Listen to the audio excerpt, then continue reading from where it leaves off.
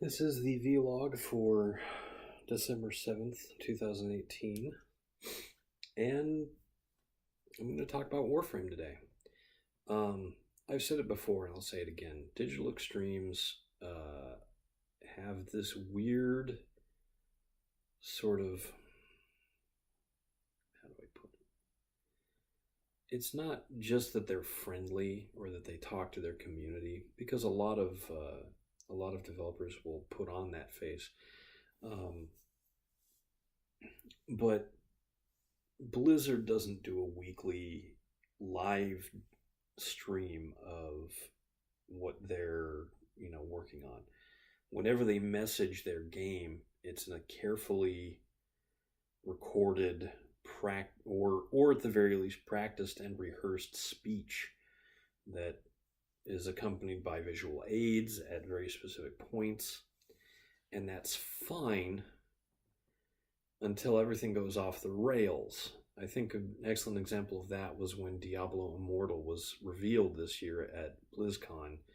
It's a Diablo game on phones, and that audience was not interested in a game like that. They wanted more content for Diablo 3, or even better, some information about Diablo 4 on PC. And they didn't get it.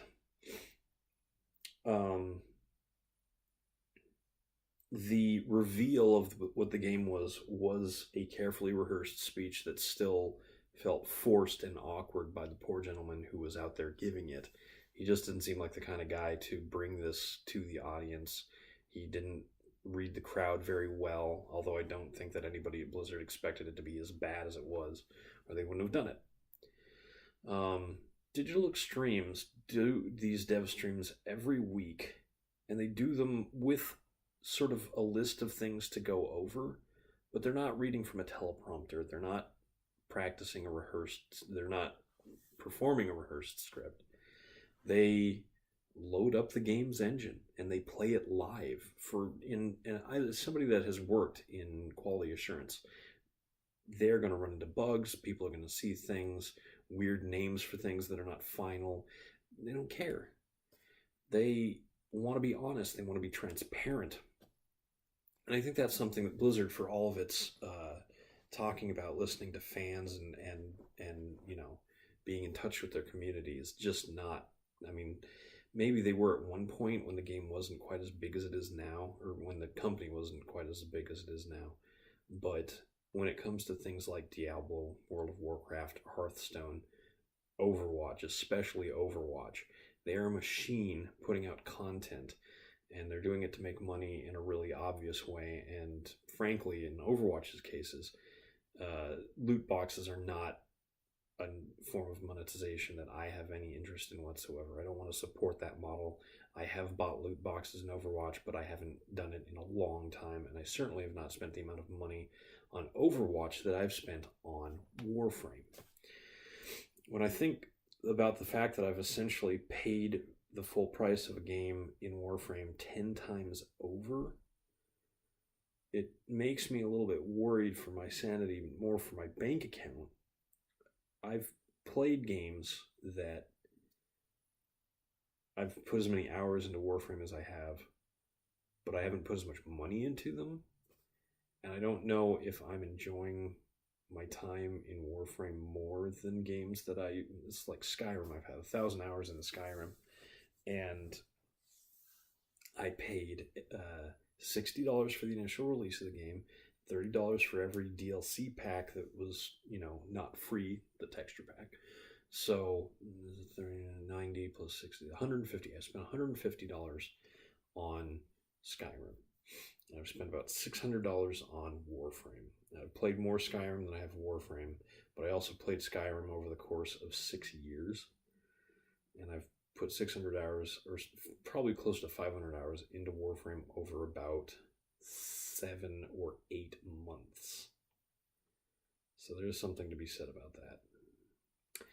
But I've talked a lot about Warframe today without actually talking about what is important and what was revealed in today's dev stream. They plan on having the next Prime Access out on December 18th. And that sort of makes sense, given that their Prime Accesses generally last 2.5 or 3 months. I want to say. Okay, let me back up a moment here. When I first started Warframe in March of this year, the Prime Access was Zephyr. And when Zephyr was finished, I believe they did Limbo, and then they did Chroma, and now they're going to do Mesa. And that fits their release schedule. They like to do 2 male frames and then 2 female frames. And it was either going to be Mesa or Equinox, and that means that the next one will be Equinox, and that's fine. Is it Equinox or Equinox? Equinox? That will be the next one, and that'll be sometime.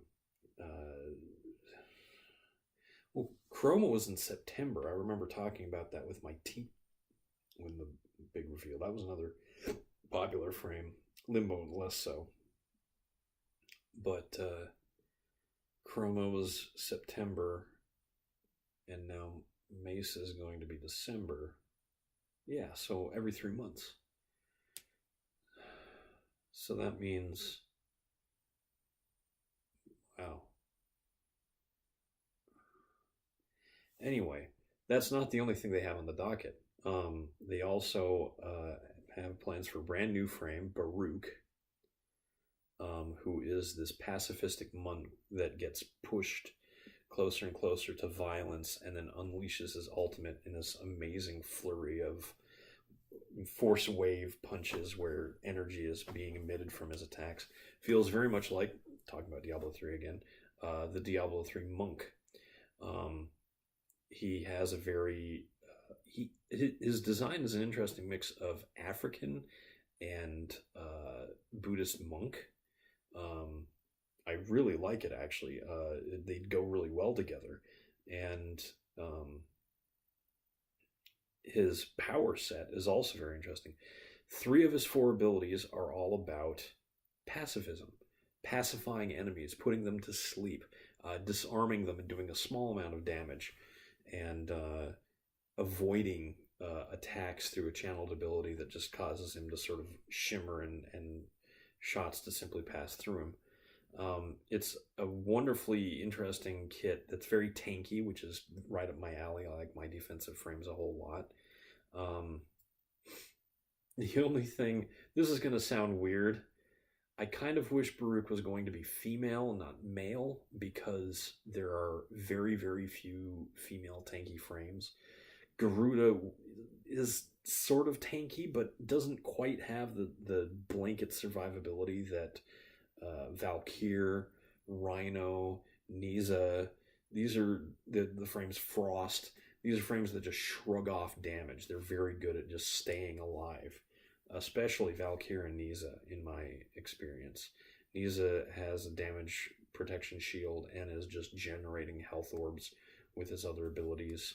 And so he's keeping the whole team alive, and he's increasing damage output as well, although maybe not as simply as Rhino's Roar does. And then Valkyr is just wonderful with tons and tons of armor and that beautiful ultimate ability that just keeps her alive when the chips are down. In a lot of ways, Baruch actually feels like a male Valkyr, where you sort of build a meter to unleash with his ultimate, and then just raffle stomp everything in the area. But the rest of his abilities are mostly defensive and sometimes supportive. You can give the disarming ability to other players if you move near them, and then they gain a little thing that orbits them and will disarm a single enemy before it's used up. But the final 2 things that they showed off in a little promo video are handheld archwing weapons that you can use on foot, and the orb heist special missions in Fortuna's Orb Valis, where you go and fight these giant spider bosses and you sort of break into them to steal things.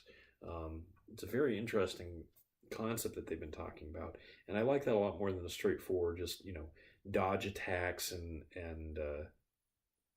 hit it with your attacks until it's dead. They've already done that with the Eidolons and the Plains of Eidolon. They should be doing something different, and they are. I don't know if it's going to work all that well. We'll see. They want to have it out by the end of the year. This is crazy. Baruch will be in this patch, and that's going to be less than 2 months since Garuda, the last frame that came out, was released. Before Garuda, there was Revenant, and before Revenant, there was Korra. But Korra, Revenant, Garuda all came out this year, and they all came out since I started playing in March.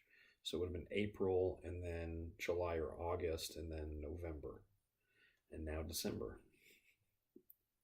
They're a great company, and I really feel like that's probably the big thing, and the reason I'm so easy to part with my money with these guys is I feel like supporting them. There are 200 guys in that studio, 200 people, I should say, not guys, girls as well.